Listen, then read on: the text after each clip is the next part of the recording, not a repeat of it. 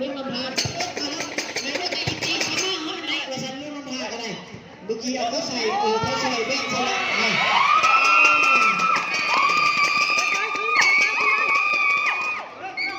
เอาเสาแบกมาขึ้นไหมเอาเสาแบกนี่เราจะขึ้นไหม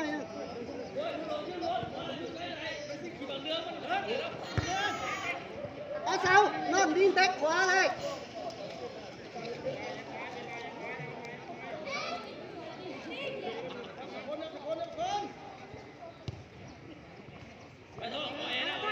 ซื้อไปแล้วตามผ่านได้ไหมทราบที่ตัวเองไว้นัดต่อไปขึ้นมาใกล้ๆขึ้นมาจังขึ้นสูงเลยขึ้นมาเส้นขาวนะเอาผู้ชายตัวผู้มันเปิดขึ้นมาเองเห็นอะไรเล็กสกัดออกถือคำเศร้าเกิดกันโยนข้องหัวหันเล็กสกัดออกชุดกันไปแล้วนิกสกัดออกเบอร์13นี่อะไรไม่ท้องไม่ท้องดูเขาหัวผันดูเกาหัวผันหักไปแล้วตัวเขาโอ้ยเส้นไก่ก็เซ็ตไปเลย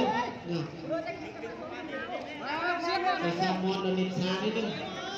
พอเริ่มแรงขึ้นไปสีขาวดูเกาเป็นอรุณวันมากเข้าไปยังเหงจะไกลลงไหมนี่กินอะไรนักรอเบอร์17เล็กเบอร์14ติ๊กกินอะไรนักรอ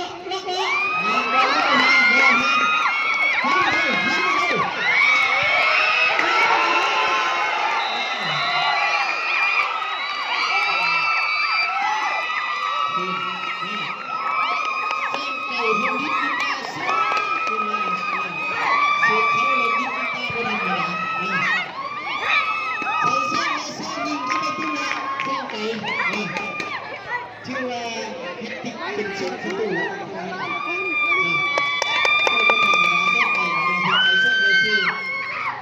เห็นยืนพวกแซ่ประตูข้าออนไปไหนติ๊กชุดไปแล้วติ๊กล็อกเห็นอะไรเบอร์99เบอร์13เรียบร้อยเบอร์เส้นไก่ล็อกรอตึ้ง77คำเช่าเห็นอะไรเป็นการทิ้งมือทิ้งมือ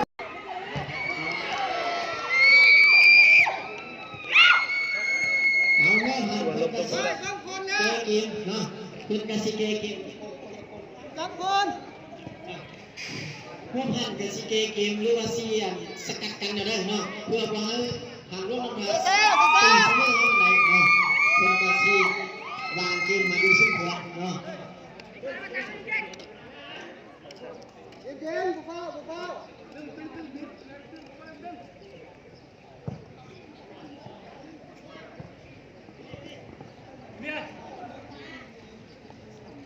ดี๋ยวยิ้มตา